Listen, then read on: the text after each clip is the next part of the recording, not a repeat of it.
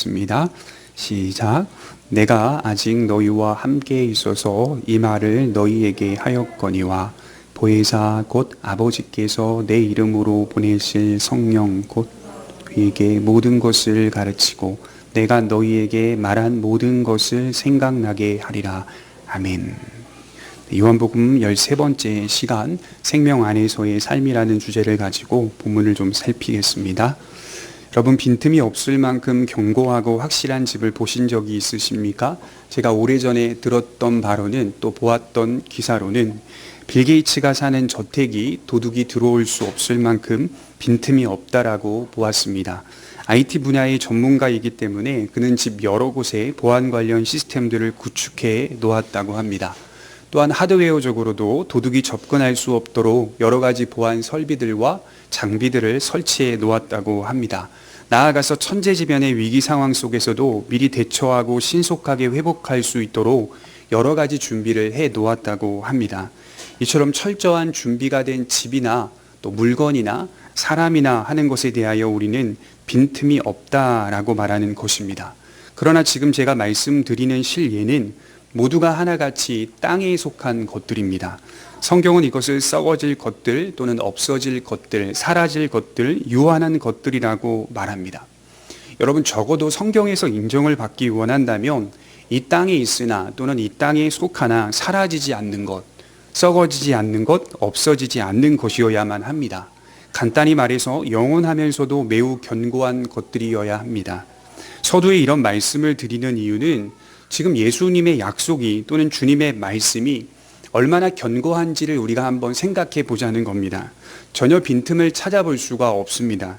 저와 여러분들은 그저 믿음을 가졌다 또는 교회를 다닌다, 성령을 받았다라고 말하며 단순하게 살고 있지만 예수님의 약속 안에 담긴 갖가지 다양한 은혜와 축복들, 또 돌봄의 이 은혜들은 믿음이 얼마나 견고한 것인지를 드러내주고 있습니다. 한 신자 안에서 거처를 삼으시고 은혜를 주시는 성령의 내주하심은 결국 신자가 승리할 수밖에 없는 비결이요, 또 길로 가게 하시는 하나님의 보증이요, 열매요, 인치심이라고 성경은 강조하고 있습니다. 우리의 믿음이 승리할 수밖에 없는 비결은 예수님의 약속이 빈틈없이 우리 안에 매우 견고하게 성취되고 실현되기 때문입니다. 그것은 어떤 일이 일어날 것을 미리 예측하고 예비하는 차원이 아니라 결과를 이미 아시고 또는 결과를 이미 내시고 계획하는 차원입니다. 다시 말해 세상은 예측하고 예비하였다 하더라도 실패하게 되는 경우들이 허다하죠. 그래서 실패하는 현실이 닥치면 다시 그것을 회복하기 위해서 부단히 노력하고 이전 실패를 다시 하지 않기 위해서 여러 대책과 대안들을 세우게 됩니다. 그것이 우리가 살아가는 일반적인 원리입니다. 그러나 예수님께서 말씀하고 계신 신자 안에 담긴 믿음은 예측이나 예비의 차원이 아니라 그 믿음 안에 세상이 감당할 수 없는 견고한 능력이 담겨 있고 우리가 가진 그 믿음 안에는 결과가 이미 담겨 있기 때문입니다. 믿음이라고 하는 것은 결과를 이미 담아서 살아가는 진리라고 볼 수가 있는 것이죠. 결과가 없기 때문에 불안하여서 그 결과를 내기 위해서 믿음을 갖는 게 아니라 늘 언제나 이 조급하고 성급한 마음 속에서 결과가 마치 일어나지 않는 것처럼 생각하며 믿는 그런 성도들이 얼마나 많은지 모릅니다. 그러나 예수님은 이미 결과를 내셨고 또 그 결과의 길로 걸어가셨습니다. 그러니 우리의 믿음은 결과를 이미 담아내고 걷는 믿음이라는 것입니다. 그것을 경험한 자나 깨달은 자는 단지 예수를 지식과 정보의 차원으로 믿는 게 아니라 보이지 않지만 아주 구체적이고 생생한 현실로 그 믿음을 소유하게 된다라고 하는 것입니다. 사도행전 26장 24절에 보시면 바울이 유다왕 아그리빠와 베스도라고 하는 총독 앞에서 예수님의 진리를 전하는데 그때 이 베스도라고 하는 총독이 바울에게 소리치며 이렇게 말하는 장면이 있습니다. 사도행전 26장 24절에 바울이 이같이 변명하매 베스도가 크게 소리내어 이르되 바울아 내가 미쳤도다. 내 많은 학문이 너를 미치게 한다. 바울아 내가 미쳤도다. 내 많은 학문이 너를 미치게 하였다. 여러분, 복음을 전했는데 상대가 그 복음을 듣고 한다는 소리가 바울아 내가 미쳤다. 너가 가진 많은 학문들이 너를 미치게 했다라고 한다면 그가 어떻게 복음을 전했는지를 한번 짐작해 볼 수 있어야 하는 겁니다. 단지 바울이 전한 복음이 예수 그리스도가 죽었다, 살아났다 정도로 복음을 전했을까요? 저는 아니라고 봅니다. 적어도 유대왕 아그리빠와 로마 총독 베스도 앞이라면, 또는 그런 지도자들이 대신들이 있는 앞이라면, 그런 수많은 엘리트들 앞에서 바울이 전한 복음은 적어도 그들이 갖고 있었던 철학적 사상을 이용하여 진리를 잘 담아내지 않았을까라는 생각을 해봅니다. 그 무한히 깊은 풍성한 진리를 깊고 넓게 하나의 묶음 안에서 복음을 증거할 때 베스도가 그 복음을 듣고 한다는 소리가 바울아 내가 미쳤다, 내 많은 학문이 너를 미치게 하였다라고 한다는 것이죠. 그가 가진 복음이 얼마나 생생하고 살아있는지 우리가 좀 생각해 볼 필요가 있습니다. 복음이 바울에게 역사를 하는데 그 역사의 결과는 보이지 않지만 예수라고 하는 그 복음의 내용이 신구약 전체를 통틀어 살아 숨쉬고 있었다는 것을 볼 때 그에게 복음은 아주 생생하게 증거되고 있었기 때문입니다. 그래서 저는 오늘 이 말씀을 통해서 어떻게 바울이 그렇게 복음을 생생하게 잘 전하고 깊이 있게 잘 전할 수 있었는지, 또 그 복음을 듣고 있는 세상의 불신자는 바울 앞에서 어떻게 반응했는지, 바울아 내가 미쳤다, 내 많은 학문이 너를 미치게 하였다, 이 말은 도저히 그들이 그 복음을 들으면서 감당을 할 수가 없는 겁니다. 받아들일 수 없을 정도가 아니라 얼마나 무궁무진하게 풍성하게 진리를 잘 증거하고 이해하고 있는지 그들 이성으로는 도저히 납득이 안 가고 이해가 되지 않으니 그저 미친 사람으로밖에 보이지 않는다는 것이죠. 그렇게 성령은 바울 안에서 오늘 말씀과 같이 날마다 주님의 말씀을 가르치시고 생각나게 하고 계셨습니다. 이것이 바로 한 신자 안에 역사하고 계속되는 가장 보편적이고 중요한 은혜의 방식입니다. 예수님의 죽으심과 부활하심, 아버지께로 떠나심을 통해서 우리에게 성령이 오셨죠. 성령은 우리 속에 우리 곁에 함께 하셔서 우리로 하여금 성부 하나님의 사랑을 느끼게 하고 성자 예수님을 우리 믿음의 근거로 삼게 하셨습니다. 나아가 성령님은 갖가지 다양한 넓고 깊은 은혜들이 예수라는 하나의 큰 산으로 묶여 있다는 사실을 보여주고 계셨습니다. 그것을 성령님은 가르치시고 생각나게 하셨습니다. 이것을 바울은 경험하고 있었기 때문에 더욱 충만한 모습으로 성숙해져 가고 있었습니다. 세상은 그런 바울의 모습을 미친 사람으로 본 것입니다. 오히려 저는 바울 안에 있는 믿음이 얼마나 견고한 것인지를 좀 보시라는 말입니다. 그가 가진 믿음이 얼마나 견고한지를 우리가 묵상해 봐야 합니다. 빈틈이 없을 만큼 견고하고 영원한 것임을 증명해 준다라고 생각합니다. 우리 요한복음 21장 24절을 한번 찾아보겠습니다. 요한복음 21장 24절입니다.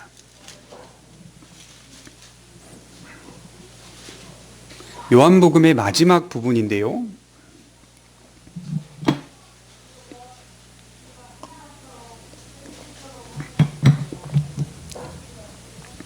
우리 24절과 25절을 한번 읽어보도록 하겠습니다. 시작.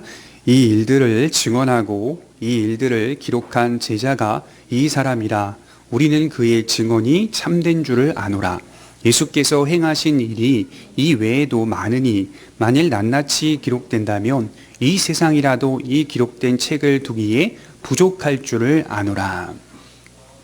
예수님을 중심으로 하여 일어난 표적과 이적 외에도 얼마나 많은 일들과 가르침들이 있었는지, 만일 제자들이 자신들이 목격하고 배웠던 가르침들을 일일이 낱낱이 다 기록하게 된다면 이 세상이 그 책을 보관할 수 없을 정도다라고 말씀을 하고 있는 겁니다. 그러니까 오해하지 마십시오. 복음서에 기록된 예수님의 표적 이적이 다가 아닙니다. 그저 심령이 가난한 자는 복이 있나니 예수님의 산상 교훈이 다가 아닙니다. 예수 그리스도의 가르침은 복음서를 초월하여 수많은 가르침들이 다양하게 선포되고 있었습니다. 그런데 그것을 다 책으로 보관하기야 어렵다라고 제자들이 기록을 하고 고백을 하고 있더라라고 하는 것입니다. 그만큼 주님이 나타내신 일과 가르치신 일들이 복음서에 기록된 일 외에도 너무 많다는 사실을 강조하고 있습니다. 그런데 한번 생각해 보십시오. 이러한 다양한 주님의 가르침들은 하나의 귀결과 귀착점을 갖고 있는데, 또는 하나의 총체로 귀결되고 있는데, 그것이 바로 이후 신자가 누리게 될 성령입니다. 그러니까 예수님이 복음서에서 가르친 모든 내용들은 예수님의 죽음만 관련된 것이 아니라 예수 그리스도의 죽음과 부활 이후에 한 신자 안에 거처를 삼으셔서 우리를 승리로 인도하시는 성령 하나님께 귀결됩니다. 그러니까 예수 그리스도의 가르침은 성령 하나님께 귀결되고 귀착되는 것까지 나아가게 되는 것입니다. 그것이 바로 주님이 승천하시기 전에 제자들에게 이 성에 머물러 아버지의 약속을 기다리라고 말씀하신 그 말씀의 의미입니다. 신자 안에 예수 그리스도의 다양한 은혜와 축복과 가르침들이 살아 숨쉬며 역동성 있게 나타나는 이유는 바로 파라클레토스 성령 때문입니다. 성령이 없이는 예수님의 생명을 받거나 그의 생명 안에서 평안을 누릴 수가 없습니다. 그래서 기독교는 무엇을 강조하죠? 성령을 강조하는 겁니다. 제가 지난주에 그랬죠. 기독교는 어떤 생명에 관한 내용이다라고 말했죠. 그럼 그 생명을 어떻게 우리가 누릴 수 있고 우리 속에 적용할 수 있는가라고 하는 문제를 우리에게 물어보았을 때 우리는 성령이라고 답해야 됩니다. 기독교는 성령을 받았는가 받지 못했는가로 그가 예수를 믿는지 믿지 않는지를 가늠할 수 있는 것입니다. 이렇게 보면 우리는 한 가지 사실을 깨닫습니다. 예수 그리스도를 믿는다는 건 딱 그분만 따로 떼어서 믿는 개념이 아닙니다. 예수라는 그 중심 속으로 들어가 그 안에 담겨있는 성부 하나님의 사랑과 성령 하나님의 내주하심, 정말 갖가지 다양한 은혜들이 하나의 큰 산을 이루고 하나의 총체를 이루고 있는 것을 우리가 발견하면서 기독교의 진리를 배워가는 겁니다. 그래서 기독교 진리가 얼마나 무한하고 풍성한지를 바울이 계속적으로 우리들에게 증거하고 있는 것입니다. 그래서 기독교는 예수님을 중심으로 아버지 하나님으로부터 흘러나오는 다양한 은혜들을 경험한다는 말입니다. 이 험악한 세상을 이겨낼 수 있도록 얼마나 견고하게 예수님이 준비하셨습니까? 그 다양한 보호와 은혜들이 예수 그리스도라는 하나의 큰 은혜로 묶여 있다는 사실을 발견할 때 여러 갈래로 뻗어 있는 냇물이 하나의 강에서 만나고 강은 하나의 바다를 이루듯이 우리의 인생 속에서 여러 냇물들을 만나게 돼요. 하나님의 다양한 은혜들을 만나게 되고 그것이 때로는 강이 되고 또 그것이 때로는 바다를 이루는 그러한 것들을 경험하게 됩니다. 이 범주에서 기독교의 진리가 벗어나지 않습니다. 성부와 성자와 성령이라는 범주 안에서 기독교의 복음과 은혜가 벗어나지 않습니다. 이것이 벗어나게 되면 우리는 그것을 이단이라고 말한다거나 또는 배교자 또는 변절자라고 말하는 것입니다. 이처럼 예수 그리스도라고 할 때 성부 안에 예수 그리스도가 계시며 그리스도 안에 성부께서 하나의 본질을 이루고 있다는 사실, 그리고 우리가 그리스도 안에 있다는 사실을 알리시고 그의 생명 안에서 살게 하십니다. 그래서 여러분 요한복음 14장을 자세히 묵상하면 요한복음 15장이 자연스럽게 열리는 겁니다. 포도나무 비유. 요한복음 15장 5절에 너희가 나를 떠나서는 아무것도 할 수 없음이라. 열매 자체에 관심을 두기보다 우리가 어떤 나무인가 그리고 우리가 어떤 가지인가에 관심을 두는 것이 그리스도인의 신앙의 본질이 되어야 한다는 것을 의미하는 것이죠. 우리가 성령 안에서 생명을 누리고 생명과 생명이 서로 교통하고 있다면 그 교통 속에 자연이 맺게 되는 것은 그 나무의 열매라는 사실을 요한복음 15장에서 강조하고 있는 것입니다. 저는 오늘 말씀을 시작하기 전에 이렇게 묻고 싶습니다. 지금 예수님이 제자들에게 성령 안에서 다양한 약속들을 가르치시는 때가 어느 때입니까? 지금 이 말씀을 선포하는 때가 어느 때입니까? 죄인된 우리들을 위해 십자가에서 달리시기 전날 밤에 이 말씀이 선포되고 있습니다. 십자가의 죽음이 코앞에 다가왔을 때 예수님은 무엇을 가르치셨습니까? 성령을 가르치신 겁니다. 이제 곧 죽기 일보 직전의 상황 속에 예수님은 성령을 강조하고 계시는 겁니다. 통상적으로 우리가 만일 오늘이나 내일 십자가에 달려 죽는다면 내가 가장 사랑했던 사람과 이야기하겠죠. 우리 주님과 같이 함께 식사를 하며 그동안 살았던 삶을 돌아보고 그 삶 가운데 가장 소중하고 특별한 것을 가족들에게 나눌 것입니다. 저는 요한복음 14장 말씀이 설교를 준비하면서 대단히 특별하다는 생각을 하게 되었습니다. 왜 그런지 아시죠? 예수님의 고심을 볼 수가 있어요. 얼마나 많은 생각들을 하셨을까요? 이제 그 십자가에 잡혀 돌아가시기 직전인데 예수님은 수많은 고뇌와 갈등과 고심을 하셨을 거라고 판단합니다. 우리 주님은 우리와 같은 전형적인 인간의 모습을 보이셨습니다. 마지막 때에 예수님은 가장 소중하고 특별한 말씀을 제자들에게 가르치고 계신 겁니다.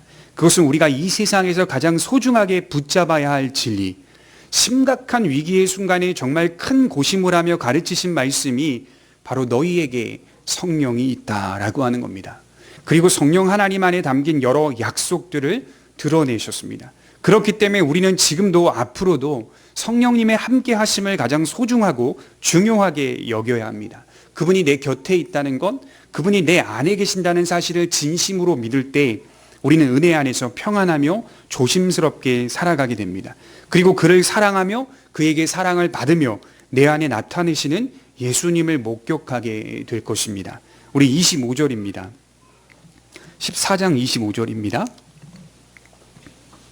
내가 아직 너희와 함께 있어서 이 말을 너희에게 하였거니와. 지금 예수님은 제자들과 육체적으로 함께하고 계십니다. 아직 승천하시기 전이고 십자가에 달려 돌아가시기 전이기 때문에 제자들은 예수님을 물리적으로 육적인 감각으로 보고 있으며 만질 수 있으며 들을 수 있는 상황입니다. 우리가 잘 아는 바와 같이 참 하나님이신 그분이 성육신하여 제자들과 함께하고 계실 때에 주어진 말씀이죠.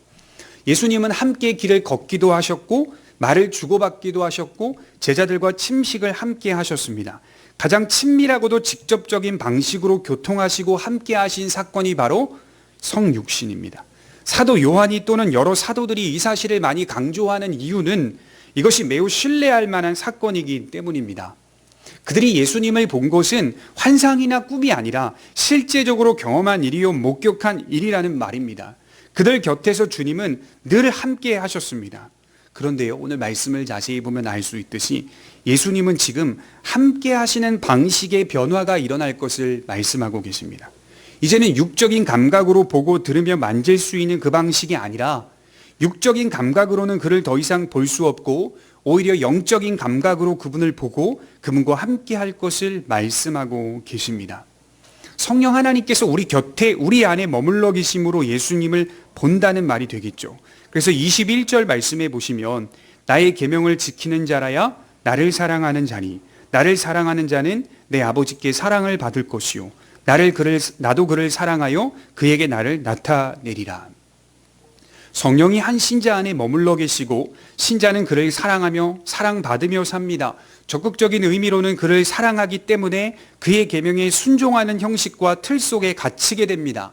이런 관계 속에서 예수님이 자신을 나타내신다라고 약속하고 계시는 겁니다. 이제는 너희에게 함께 하시는 방식의 변화가 일어날 것이다, 이렇게 말씀하는 내용이죠. 그렇다면 구체적으로 자신을 어떻게 나타내신다는 말입니까? 그 답은 26절에 있습니다. 이렇게 답을 찾을 수가 있겠죠.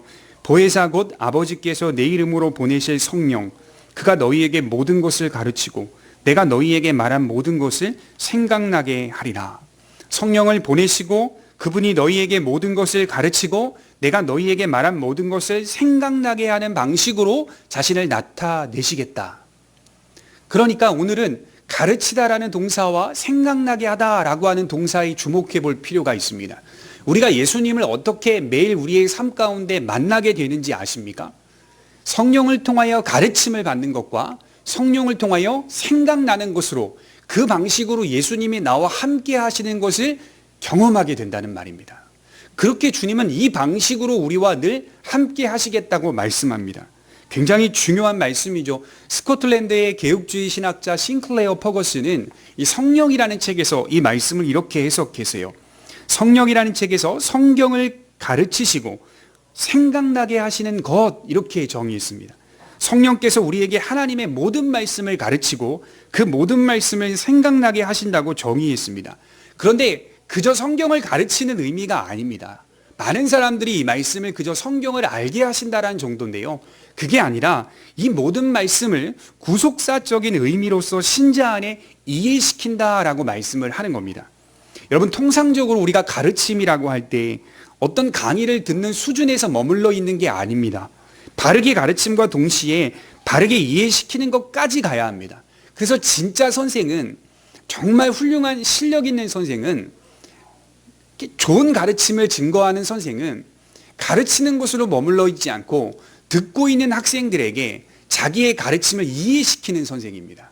그래서 우리가 오늘날 이 포스트 모더니즘 때문에 생겨난 잘못된 부작용 중에 하나가 사람을 생각하게 만들려고 하는 거거든요. 사유하게 만드는 거. 그러니까 어떤 강의를 들었을 때 그 강의를 듣고 난 학생들이 스스로가 생각하여 답을 찾게 만드는 강의가 가장 훌륭하다라는 식으로 세상에서 선포되고 있다는 말이죠. 이게 틀린 겁니다. 정말 바른 가르침은 그 아이들에게 또는 그 학생들에게 생각하게 만드는 것이 아니라 주입시키는 겁니다. 선생의 가르침을 바르게 학생들에게 이해시켜 선생이 어떤 의도와 목적을 가지고 전하고 있는지를 잘 이해시키는 겁니다. 그러니 학생들이 생각해야 할 것은 저 선생님이 오늘 말씀하고자 하는 의도와 목적과 내용이 어떤 의미를 갖고 있는지를 이해해야 합니다. 스스로 생각해서 답을 찾는 게 아니라 선생님이 가지고 있는 그 답을 그대로 받아들이는 것을 의미합니다. 성령께서 우리를 가르치시고 생각나게 하신다는 것은 성경이라는 큰 틀 안에서 구속사의 전망 속에서 우리에게 하나님의 말씀이 무엇을 가리키고 있는지를 잘 이해시키겠다라고 하시는 겁니다.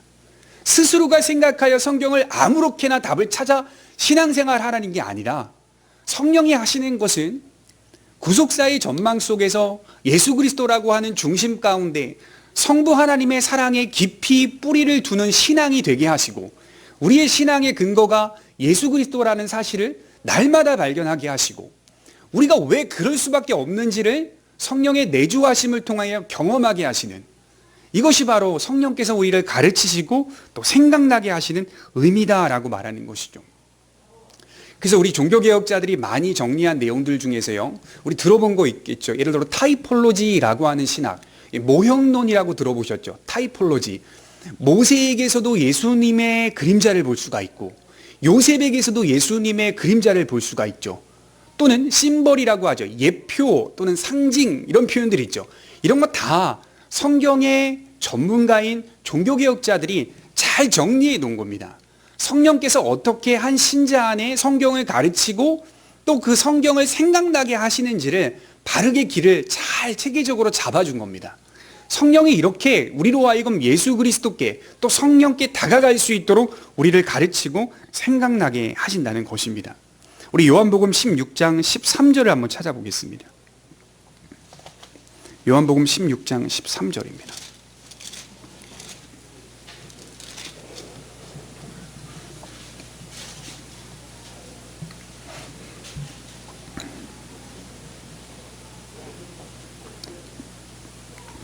우리 두 절을 한번 읽어보도록 하겠습니다. 16장 13절, 14절입니다. 시작. 그러나 진리의 성령이 오시면 그가 너희를 모든 진리 가운데로 인도하시리니 그가 스스로 말하지 않고 오직 들은 것을 말하며 장래일을 너희에게 알리시리라. 그가 내 영광을 나타내리니 너희에게 알리시겠습니다. 성령은 우리를 모든 진리 가운데로 인도하시겠다라고 하죠. 그 모든 진리 가운데로 인도할 때에 우리가 잊지 말아야 할 것은 성령은 우리를 모든 진리로 인도하시는데 그 진리의 가르침과 생각나게 하는 그 구조는 종말론적인 구조를 갖고 있다라고 하여 장래일을 너희에게 알리시리라 라고 말씀하고 있습니다. 다시 말해 여러분들에게 오늘 하나님의 말씀이 주어지고 예수 그리스도의 진리가 잘 이해될 때 그것이 현실적으로 내 삶 가운데 이루어지는 또 그 이루어지는 성취를 목격하게 됨과 동시에 우리가 만나는 하나님의 말씀은 항상 미래적 차원으로 종말론적인 구조를 가지고 있다라는 뜻입니다. 장차 우리가 만나게 될 그 나라나 장차 오시게 될 예수님의 재림이라고 하는 그 종말론적 구조 속에서 성령은 우리를 모든 진리로 인도하고 계신다.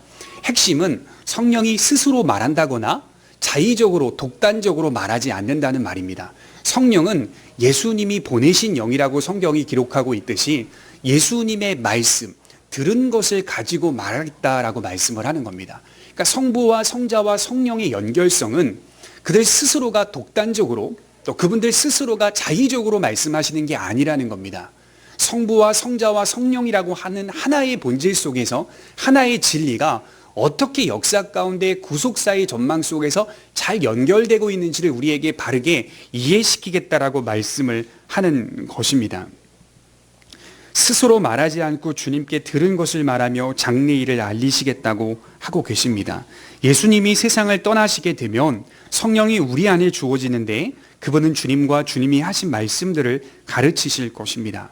우리의 신앙이 언제나 예수 그리스도 안에 또 예수 그리스도와 함께 예수 그리스도를 위하여 서도록 가르쳐 주실 것입니다.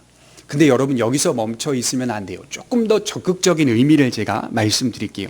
26절에 요한복음 14장 26절에 내가 너희에게 말한 모든 것을 생각나게 하리라 이렇게 또 말씀을 하시죠. 가르치시는 성령, 생각나게 하시는 성령. 이 생각나게 하다는 말이 도대체 무슨 의미일까? 사실 저도 신학을 공부하기 전에는 이것을 어떻게 이해했냐면 전에 들었던 하나님의 말씀을 잊어버릴 때쯤에 다시 알게 하신다. 이 정도로 이해했습니다. 그러니까 까먹지 않도록 하신다. 이 정도로만 이렇게 단순하게 받아들였습니다. 그런데 그렇게 단순한 의미가 아니더라고요. 매우 새롭고 특별한 방식으로 예수님의 말씀을 생각나게 하시겠다는 겁니다. 이것은 주님의 말씀이 내 안에 이루어지는 것 또는 성취되는 것을 의미하며 참된 깨달음으로 우리를 인도해 가시겠다는 뜻입니다. 예를 들어서 요한복음 2장 22절에 보면 이렇게 기록되어 있어요. 한번 들어보세요. 예수께서 대답하여 이르시되 너희가 이 성전을 헐라 내가 사흘 동안 일으키리라. 유대인들이 이르되 이 성전은 46년 동안 지었거늘 내가 3일 동안 일으키겠느냐 하더라. 그러나 예수는 성전된 자기 육체를 가리켜 말씀하신 것이라. 죽은 자 가운데서 살아나신 후에야 제자들이 이 말씀하신 것을 기억하고 성경과 예수께서 하신 말씀을 믿었더라. 이게 무슨 사건이냐면 예수님 지금 화가 나셔서 성전에 매매하는 자들에 대하여 분노하시는 사건입니다. 이제 이 성전이 무너지고 믿는 자들 안에 예수님의 성전이 세워지게 될 것을 말씀하고 계십니다. 예수님의 죽음과 3일 만의 부활을 의미하는 예언이겠죠. 그런데 그 말씀이 선포되는 가운데 의미심장한 말씀이 하나 기록되어 있어요. 제자들이 주님의 부활 후에야 이 말씀하신 것을 기억하고 주님의 말씀을 믿었더라. 그러니까 지금 주님이 선포하고 있는 현실적 말씀의 현장 속에서는 제자들이 이것을 깨닫지를 못하는 거예요. 이런 예가 얼마나 많은지 몰라요. 그게 시간이 지나고 난 이후에 예수님이 죽으시고 부활한 이후에 그제서야 그 말씀이 생각났다 이렇게 하는 겁니다. 그제서야 비로소 생각나요. 예수님의 말씀을 믿었더라로 연결이 되는 것이죠. 이것이 성령이 한 신자 안에 거처를 삼으시면서 생각나게 하신다라고 하는 특별한 의미라고 볼 수가 있습니다. 제자들이 주님의 부활 후에야 이 말씀을 기억하고 믿게 된 것이죠. 참된 뜻을 우리 속에 밝히 드러내시는 역할을 하시는 겁니다. 그렇게 우리는 이러한 방식으로 자신을 나타내시는 예수님을 만나게 되는 것이죠. 여러분 어떻습니까? 죄송하지만 과거의 신앙생활 하셨을 때보다 오늘 내가 신앙생활을 할 때 혹여나 열심이나 열정은 조금 식었을지 모르지만 그럼에도 불구하고 주의 말씀을 받아들이고 이해하고 순종하는 방식이 좀 달라지셨습니까? 그럼 제대로 된 거예요. 성령이 우리에게 거처를 삼으시고 생각나게 하시고 가르치시는 방식 속에 들어온 겁니다. 오래전 내가 예수를 믿었을 때 열정은 많았으나 그 말씀을 제대로 이해하려고 하지 않았다면 그때의 모습은 아니란 말이죠.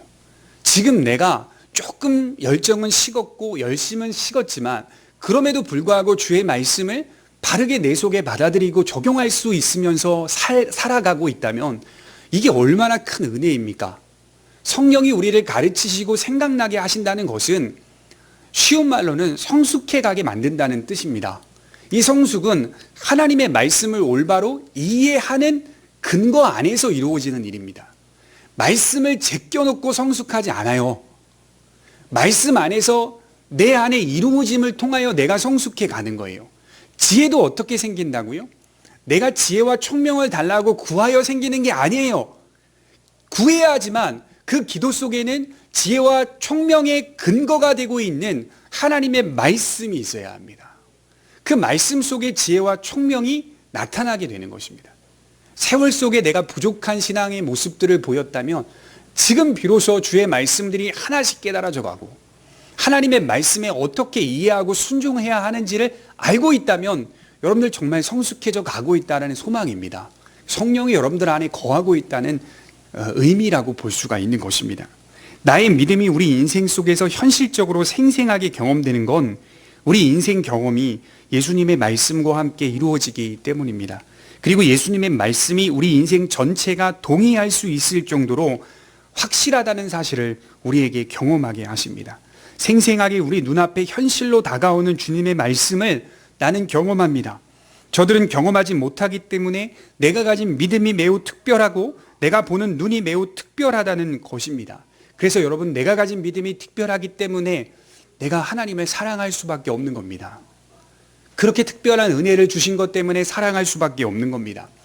사도행전 9장의 바울이 다메섹 도상에서 예수님을 만났을 때 그 만났던 그 신비한 체험 하나를 가지고 자신의 사명을 다한 게 아닙니다. 그 만났던 시간은 짧은 시간입니다. 그것이 바울에게 큰 터닝 포인트가 될 수 있었지만 바울은 그 시간 때문에 그렇게 훌륭한 사역을 감당했던 게 아니라 바울 안에 함께 거처를 삼으시고 교제하셨던 성령의 역사하심이 지속되었기 때문입니다. 날마다 새롭도다, 이런 말들이 왜 나온지 아십니까? 단지 은유적으로 표현했던 내용이 아니라 그가 계속 경험하고 있는 내용이었던 것입니다. 성령께서 예수님을 자신에게 나타내시는데 성령이 가르치시고 생각나게 하시는 방식으로 바울 안에 역동성 있게 역사하고 계셨다, 이렇게 말씀을 하는 겁니다. 여러분, 바울이 무엇의 전문가입니까? 구약 성경에 능통한 사람, 누구보다도 하나님의 말씀을 정말 풍성히 알고 있었던 사람이 바울입니다. 그런데 그 많은 풍성한 말씀들을 어떻게 이해할지 몰랐단 말이에요. 여호와 하나님의 말씀들을 어떻게 이해하고 정리할지를 모르고 있을 때 예수님이 다메섹 도상에서 바울을 만나 주신 겁니다. 예수님을 만났을 때 비로소 바울이 그동안 알고 있었던 구약의 모든 말씀들이 누구를 가리키고 있는지를 이해하게 되었다는 말이에요. 성령이 가르치시고 생각나게 하고 계셨다는 것입니다. 누가복음 24장 27절에 보면 엠마오로 가는 두 제자의 길에 예수님이 나타나셨어요. 그리고 성경을 풀어주시며 가르치시며 생각나게 하셨습니다. 이때 27절에 보면 이에 모세와 모든 선지자의 글로 시작하여 모든 성경에 쓴 바 자기에 관한 것을 자세히 설명하시니라. 자기 말씀이, 모든 말씀이 자기에 관한 것임을 자세히 설명하고 계셨다. 그리고 두 제자는 32절에 성경을 풀어주실 때에 우리 속에서 마음이 뜨겁지 아니하더냐, 서로 이렇게 대화하고 있었다는 말입니다. 여러분, 사실 두 제자는 이미 구약을 잘 알고 있었던 제자입니다. 모세요? 모세는 늘 들어왔던 제자들이에요. 이스라엘은 태어나면서 모세 이야기를 듣는다고 해요. 모세는 늘 언제나 함께하고 있는 인물이었어요. 그런데 모세에 관하여 예수님이 엠마오로 가는 두 제자에게 나타나셔서 설명하셨을 때 우리의 마음이 뜨겁지 아니하더냐. 제자들이 비로소 주님이 그 말씀을 풀어주실 때 그때 비로소 뜨거운 마음이 생겼다는 것입니다. 내가 듣기는 들었어도 그동안 늘 들어왔어도 주님의 말씀의 참 뜻을 잘 몰랐는데 그것이 깨달아지고 나아가 그 깨달음이 내 인생의 경험을 통해 더 분명하게 확인되기 때문에 그 말씀이 나에게 생생한 것입니다. 살아보니 하나님의 말씀이 맞구나. 여러분, 그렇게 말하는 성도님들 제가 많이 목격했습니다. 자기 현실에 이루어지고 있는 겁니다. 하나님의 말씀이. 왜 그렇게 말하는지 아십니까? 정말 맞거든요. 그냥 그 말씀을 듣고 동의하는 게 아니라 내가 부딪혀 보니까, 현실의 칼바람에 부딪혀 보니까 하나님의 말씀이 이루어지고 있다는 것이 맞거든요. 그리고 성취된다는 사실이 맞거든요. 그러니 나에게는 그 말씀이 생생한 겁니다. 쉽게 말해 주님에게서 들은 말씀이 내게서 혹은 나의 인생 속에서 이루어지는 것을 보게 하시는 분이 성령님입니다. 이것이 바로 생각나게 하리라는 뜻입니다. 흔히 사람들은 예수님께서 성령을 보내셔서 자신을 나타내시리라는 이 귀하고 복된 은혜의 약속을 왜곡하여서 무슨 환상이나 또는 무슨 음성 또는 신비한 영적 감각을 경험하는 것으로 예수님을 보려고 합니다. 그러나 내 속에 주님을 나타내시는 방식은 보편적이고 가장 중요한 방식을 사용하시는데 그것이 주의 말씀을 통하여 나타내신다. 그것이 가장 보편적이고 가장 대표적인 방식입니다. 여러분, 저는 성경을 강조하는 목사이지만 하나님께서 때론 신비한 영적 경험을 하게 하시는 것을 믿습니다. 저는요, 은사를 부인하지 않습니다. 신비한 영적인 경험들을 무시하지 않습니다. 그러한 것들을 통해 예수님을 알리시고 더 기독교의 본질로 서게 하신다는 사실을 결코 부인하지 않습니다. 다만 이 사실을 좀 기억해 볼 필요가 있어요.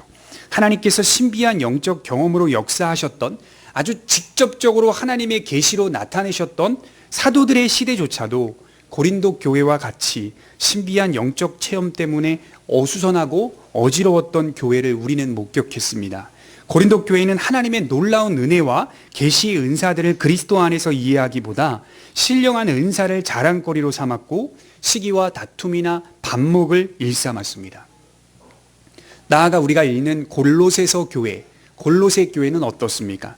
성도들이 천사를 본 것을 자랑하다가 교만하여져서 머리이신 그리스도를 붙잡지 않는 이상한 일이 벌어졌습니다. 그래서 골로새서 2장 18절에 보면 이렇게 기록하고 있어요. 아무도 꾸며낸 겸손과 천사 숭배를 이유로 너희를 정죄하지 못하게 하라. 그가 그 본 곳에 의지하여 그 육신의 생각을 따라 헛되이 과장하고 머리를 붙들지 아니하는지라. 그들이 경험한 천사에 대한 경험 때문에 골로새 교인들은 이상한 형태의 신앙이 생겼는데 교회의 머리이신 예수님을 붙들지 않았다. 누구를 붙들었다는 거예요? 천사를 붙들었다는 겁니다. 여러분, 고대 교회에 가보면 교회인데요, 얼마나 많은 천사상이 교회 안에 잔뜩 이렇게 되어 있는지 몰라요. 그리스만 가도 굉장히 교회 안에 천사의 돌상들이 굉장히 많이 그 안에 들어와 있습니다. 교회의 머리이신 예수 그리스도를 붙잡고 의지하는 게 아니라 그들의 신앙이 변질되어서 이제는 머리이신 예수님이 아니라 교회의 머리가 천사가 돼버린 이상한 형태가 돼버린 것입니다. 그만큼 사도들의 시대조차도 영적인 어려움들이, 신비한 영적 현상과 경험들에 대하여 큰 어려움들이 있었다라고 하는 것입니다. 저와 여러분들이 꼭 기억하셔야 할 것은 우리에게는, 또는 사람에게는 영적 현상을 판단하거나 직관적으로 분별할 수 있는 능력이 없습니다. 사람에게는 그런 지혜도 없습니다. 그래서 하나님은 오늘 말씀을 주신 겁니다. 우리는 그의 말씀을 통하여 우리에게 일어나는 영적인 경험이나 현상들을 어렴풋이, 이게 되게 중요해요, 어렴풋이 조심스럽게 판단하고 짐작하는 겁니다. 이것이 하나님의 뜻인가? 어렴풋이 조심스럽게 판단하고 짐작하는 겁니다. 목사님, 이걸까요? 저걸까요? 그럼 목사님이 이렇게 하세요? 저렇게 하세요? 성급한 판단을 내리는 게 아니라 말씀을 통하여 조심스럽게 짐작하고 판단하며 결정하는 것입니다. 성급하게 판단하시면 안 돼요. 그래서 여러분, 어떤 성도님을 제가 목격을 했는데 목사님께 찾아와 어떤 뜻을 구하고 묻는 거죠.